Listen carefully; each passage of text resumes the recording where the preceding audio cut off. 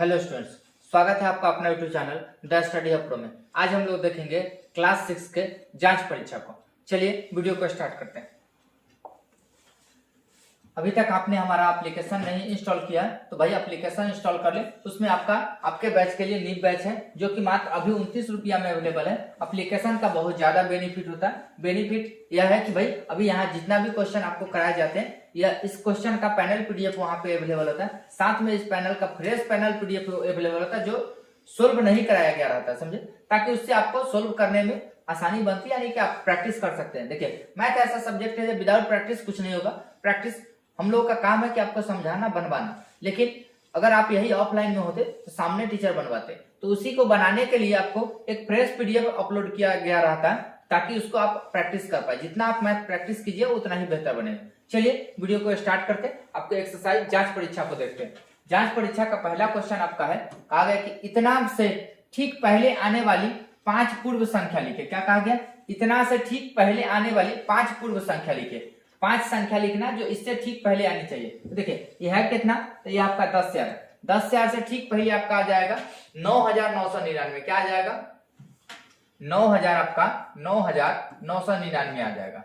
उससे एक और पहले आने वाली संख्या लिखिएगा, एक और पहले आ जाएगा तो 9,998 आ जाएगा। उसके बाद 9,997 आ जाएगा। उसके बाद 9,996 आ जाएगा। अभी तक 4 हुआ, एक और आ जाएगा 9,995 आ जाएगा। हमें कहा गया था आने वाली ठीक पहले आने वाली 5 पूर्ण संख्या, तो 5 पूर्ण संख्या आपका यह रहा। यहां तक में आपको कोई समस्या नहीं होनी चाहिए। चलिए आगे देखिए क्या कहा है। निम्नांकित के परवर्ती लिखिए। परवर्ती मतलब होता है बाद वाला। क्या होता है? बाद वाला। हमें पूछा है, कहा गया कि परवर्ती लिखिए। परवर्ती मतलब क्या? बाद वाला। तो हमें इसके ठीक बाद वाला संख्या लिखना है। इसके ठीक बाद वाला में हम लोग क्या करते हैं? एक जोड़ देते। एक जोड़िए तो आपका 9 1 10 हो जाएगा। 9 1 यह 10 हो जाएगा। 9 1 यह 10 हो जाएगा। हासिल जोड़ते यह 10 हो जाएगा। 10 ई हुआ तो ये आपका 1 हो जाएगा। तो 1 में यह 2 आ जाएगा। ये आपका ठीक पूर्ववर्ती संख्या रहा। यहाँ तक कोई समस्या नहीं। इसमें भी सभी संख्या का कहा ठीक पूर्ववर्ती लिखने के लिए। सभी संख्या का ठीक पूर्ववर्ती लिखने का मतलब सभी में एक जोड़ देंगे।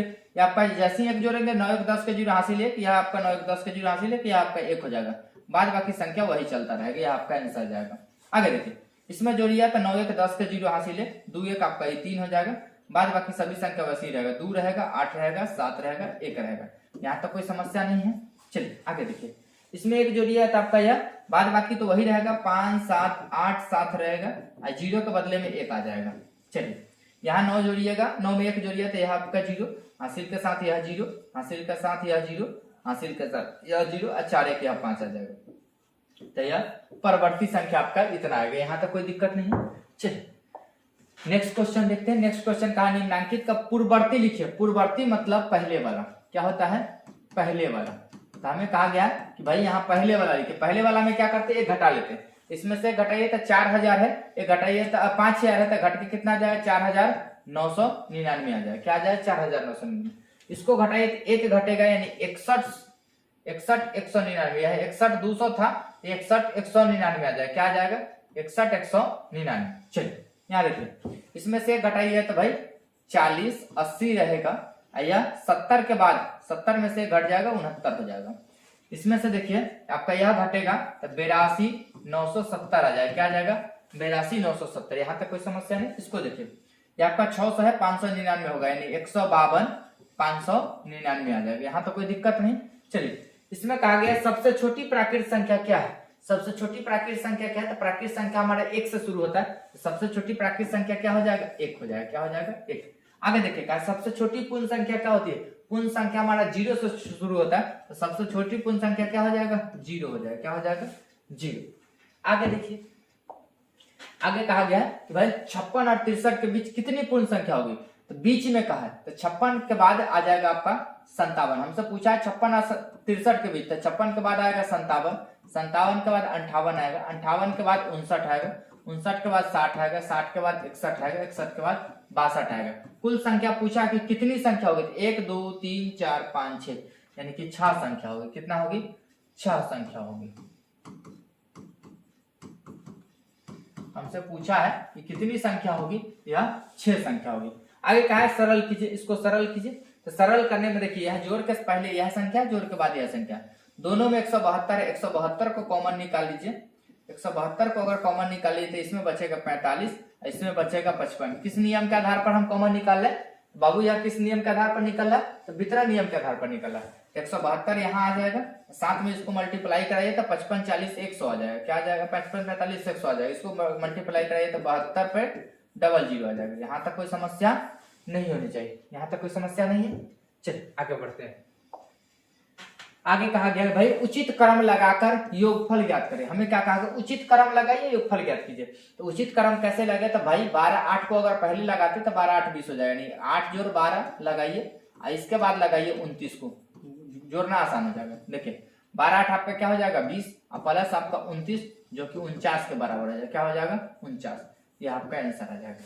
यहाँ उचित क्रम लगाइए तो देखिए उचित क्रम लगाइए तो भाई 61 17 का जोड़ जाएगा, 61 39 का जोड़, यह 17 का जोड़ है, यानी कि आपका यह आ जाएगा 83 प्लस 17 इसके साथ। उसके बाद आ जाएगा प्लस, यहाँ प्लस आ जाएगा 61 प्लस 39। इसको जब जोड़ कराइए तो 83 17 आपका 100, 80 10 90 10 100 आपका ये 100 आ जाएगा। प्लस आपका यह जोड़िए तो 60 30 90 10 100 यह 100 आ जाएगा। टोटल आपका 200 आ जाएगा। यहाँ तक कोई समस्या नहीं होनी चाहिए। चलिए आगे का उपयुक्त क्रम लगा के गुणनफल ज्ञात कीजिए। यहाँ उपयुक्त क्रम लगाइए तो देखिए 25 और 4 अगर गुना कराते हैं तो 100 हो जाएगा। यानी कहेंगे 4 गुने 25 एक साथ, 4 गुने 25 एक साथ, उसका गुना में आ जाएगा 82 76। इसको गुना करें तो 25 चौका 100, 100 गुने 82 76 जो कि गुणनफल आ जाएगा 82 76, 82 76 पे 00। यहाँ तक कोई समस्या नहीं। चलिए इसको देखिए, यह आपका आ जाएगा उचित क्रम लगाइए तो भाई आपका 125 8 आसान हो जाएगा, 125 गुने 8 आसान हो जाएगा। उसके बाद आपका 15 गुने 3 आसान हो जाएगा, आपका हो जाएगा 15 गुने 3 आसान हो जाएगा। चलिए 125 8 लिख लीजिए तो 108 800 25 से 200 यह 1000 हो जाएगा। क्या हो जाएगा? 1000। गुने आपका 15 तिया 45, ये आपका 45 में 1000 से गुना कीजिए तो 45,000 हो जाएगा। क्या हो जाएगा? 45,000। तो ये आपका आंसर है। यहाँ तक कोई दिक्कत नहीं। चलिए आगे देखिए, यहाँ कहा गया कि भाई मान निकालिए। इसका कहा गया हमें मान निकालने के लिए। तो मान निकालने में क्या क्या है? मान निकालने में देखिए 89 276 89 276 दोनों में, तो इसमें से 89 276 को कॉमन ले लेंगे, 89 276 को कॉमन ले लेंगे तो इसमें क्या बचेगा? 137 बचेगा। इसमें से निकला तो -37 बचेगा। क्या बचेगा? -37। इसको जब देखे 89 27 है आपका, 89 276 था, 89 276 है, 89 276 गुनी आपका आ जाएगा या 137 में से 37 घटेगा 100, यानी कि यहाँ कितना आ जाएगा? 89 276 पर 00। यह आपका क्या आ जाएगा? आंसर। यहाँ तक कोई समस्या नहीं होनी चाहिए। चलिए आगे बढ़ते हैं। आगे क्वेश्चन का है उपयुक्त गुण का प्रयोग करके गुणनफल ज्ञात करें। कहा गया इसमें जो गुण लगेगा उसको गुणनफल, उसके आधार पे हम क्या करेंगे? गुणनफल करेंगे। यहाँ गुण क्या लग जाएगा? तो 739 गुने आपका 100 प्लस 4 हो जाएगा। क्या हो जाएगा? 100 प्लस 4। गुण क्या लग जाएगा? वितरण नियम लग जाएगा। तो वितरण नियम के आधार पर क्या हो जाएगा? 739 गुने 100 हो जाएगा, प्लस हो जाएगा 739 गुने आपका 4 हो जाएगा। यहां तक कोई समस्या नहीं। चलिए इसको मल्टीप्लाई कराइए, इसको मल्टीप्लाई कराइए तो भाई 739 पे 00 आ जाएगा, 739 पे 00 प्लस आपका आ जाएगा। इसको मल्टीप्लाई कराइए, 9 चौक 36 के 6 हाथ में 3, 4 तिया 12 3 15 के 5 हाथ में 1 और 7 चौक 28 1 29। यह आपका 29 56 होगा। यहाँ तक कोई समस्या नहीं। चलिए यहाँ जोड़ कराइए, यहाँ जोड़िएगा तो भाई 00 के साथ 56 जाएगा या 56 आ जाएगा। इधर देखिए 9 जाएगा 9 के साथ तो 9 9 18 के 8 हाथ में 1 आ जाएगा। उसके बाद 3 2 5 हासिल 1 6 हो जाएगा, यह आपका 7 हो जाएगा। 76 856 आ जाएगा आंसर। यहाँ तक कोई दिक्कत नहीं। आगे देखिए कहा क्या, एक दुकानदार सुबह 18 लीटर और शाम 15 लीटर दूध खरीदता है। यदि दूध का मूल्य 17 रुपए प्रति लीटर हो तो दुकानदार प्रतिदिन कितना खरीदा है? सुबह 18 लीटर खरीदा, शाम 15 लीटर खरीदा, और दोनों का दाम कितना था? तो भाई 17 रुपए प्रति लीटर था। 17 रुपए कैसे था?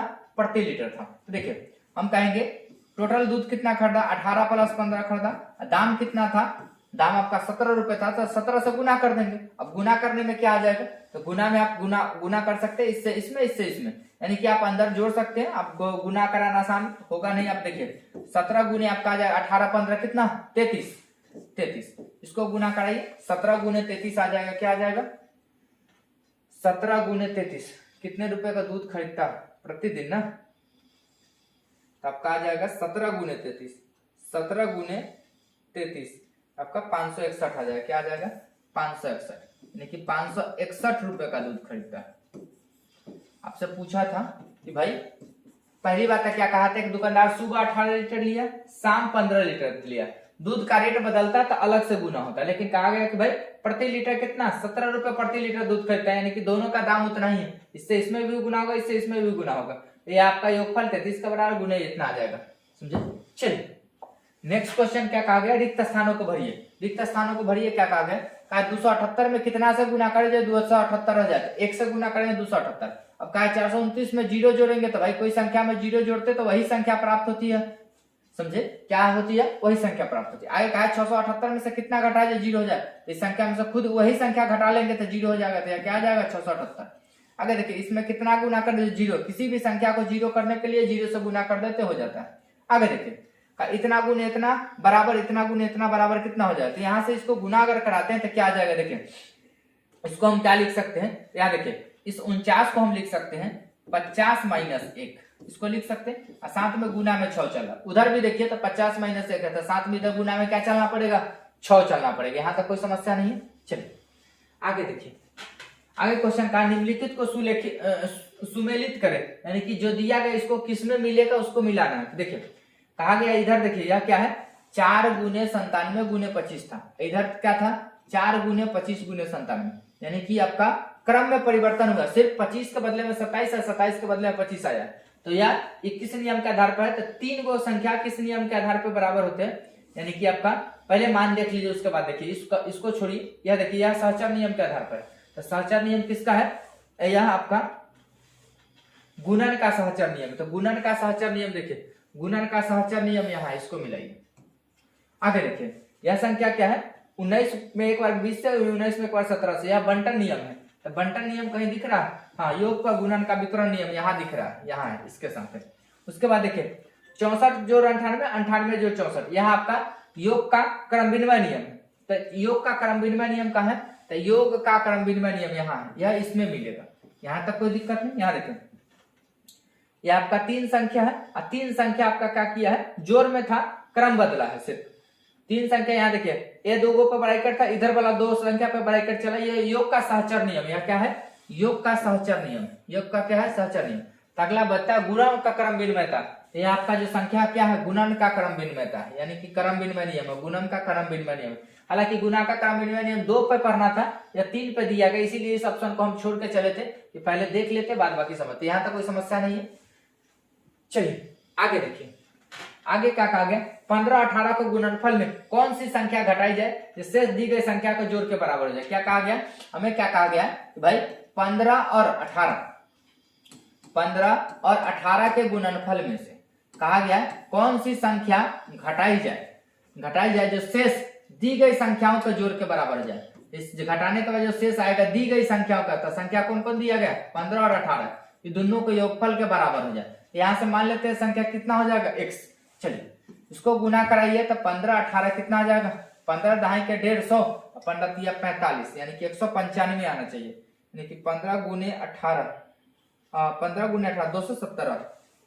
270 माइनस आपका x था, यह बराबर 15 जोड़ 18 कितना हो जाएगा 8 5 13 का 3 हाथ में 1 33, यह 33 आ जाएगा, यह उधर जाएगा वही इधर आ जाएगा, यानी कि x बराबर हो जाएगा 270 माइनस 33, यह आपका हो जाएगा x बराबर 10 में से 3 गया 7, यह आपका बचा है 6, 6 में से 3 गया 3, यह आपका 2 बचा हुआ है 237 आ जाएगा।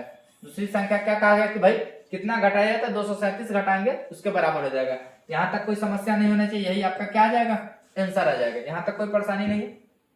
चलिए नेक्स्ट क्वेश्चन देखिए, कहा गया इतना में कितना जोड़े जो इतना हो जाए, कहा गया इतना में कितना जोड़े जो उतना हो जाए। तो देखिए हम 10 में कितना जोड़े जो 20 हो जाए, तो भाई 10 में 10 जोड़ दिए 20 हो जाए, इतना नहीं समझ। 50 में कितना जोड़े जो 60 हो जाए, तो 50 में 10 जोड़ रहे हैं इसका मतलब 60 हो रहा है, तो क्या हो रहा है हमें नहीं पता था कितना जोड़ रहे हैं, तो हम क्या किए 60 में से इसी को घटा लिए, हमको 10 मिल गया, वही काम है, कहीं इसमें से कितना जोड़े ये इतना हो जाए, तो हम इतना में से इसी को घटा लेंगे, हमारा मान निकल जाएगा। हमें कितना करना होगा, तो हमें करना होगा 59 72 4, इसमें से घटाना होगा कितना 47 283, कितना घटाना होगा 283।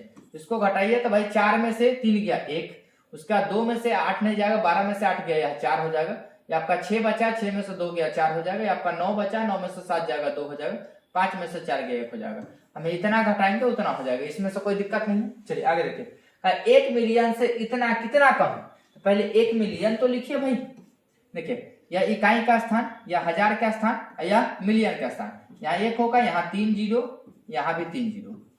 कहा गया इतना मिलियन से इतना कितना कम है, इतना कितना कम है, तो कम कर लीजिए, पता चल जाएगा कितना कम है। इतने में से कम कर लीजिए 56 281 को, घटाइए क्या आ जाएगा, देखिए 10 में से 1 गया है यह 9 है, या 9 में से 8 गया है 1 है, या 9 में से 2 गया है 7 है, या आपका 9 में से 6 गया है, 9 में से 6 गया है, तो 9 में से 6 गया 3 है, या आपका 9 में से 5 गया है आपका 4 है, यहाँ से लेके 9 बना हुआ था जो 9 है।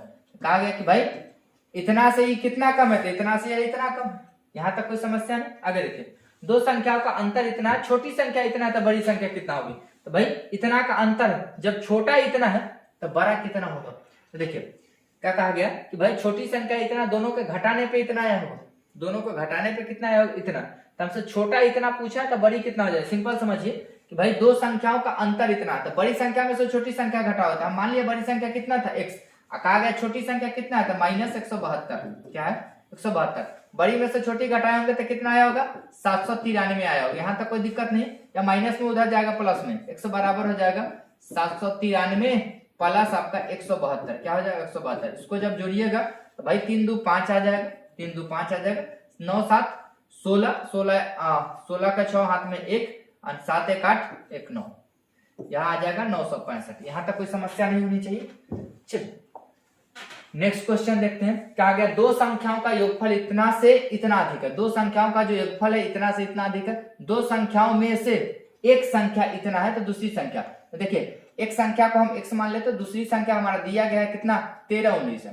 कहा गया दो संख्याओं का जो योगफल है इतना से इतना अधिक है, यानी कि दोनों संख्या को जोड़ेंगे तो कितना आएगा, तो इतना से इतना बेसी आएगा, यानी कि 87 48 से ज्यादा आएगा कितना 15।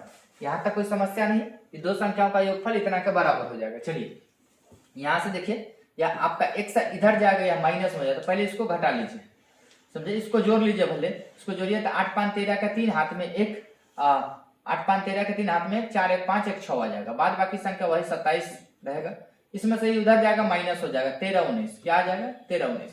अब इसको घटाइए तो कितना आ जाएगा, देखिए 13 में से 9 गया, 13 में से 9 नहीं घटेगा, 13 में से 3 में से 9 नहीं घटेगा, 13 में से 9 गया, 9 4 13, या क्या आ जाएगा x बराबर आपका निकल रहा है 9 4 13, 4 आ जाएगा, या बच गया 5, 5 में से 1 गया 4, यहाँ देखिए यह 7 है, 7 में से 3 गया 4, 7 में से 3 गया 4, या बचा कितना 2, 2 में से 1 गया 1, यानी कि संख्या कितना था 14 44। यहाँ तक कोई समस्या नहीं होनी चाहिए, यहाँ तक कोई दिक्कत नहीं। आगे कहा गया सुरेश के पास इतना रुपया था, उसने इतना रुपया खर्च कर दिया, अब सुरेश के पास कितना बचा, खर्च कर दिया, उसको कम कर देंगे तो कितना हो जाएगा 38 49 माइनस 1417।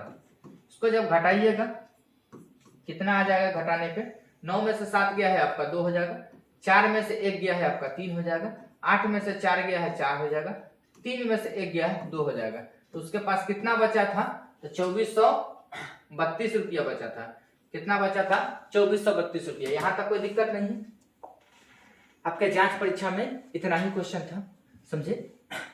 इस पूरे लेक्चर का पैनल पीडीएफ चाहिए तो पैनल पीडीएफ हमारे एप्लीकेशन पे इंस्टॉल होता है। अभी तक आपने हमारा एप्लीकेशन इंस्टॉल नहीं किया तो एप्लीकेशन इंस्टॉल कर ले, और कहीं एप्लीकेशन इंस्टॉलेशन में दिक्कत आएगी तो यहाँ आपका व्हाट्सएप नंबर दिया गया है, यहाँ व्हाट्सएप कीजिएगा, आपको हेल्प मिल जाएगी, समझे। बस वीडियो देखने के लिए धन्यवाद, वीडियो आपका इतना ही था, अब मिलेंगे फिर नेक्स्ट चैप्टर के साथ। वीडियो देखने के लिए थैंक यू।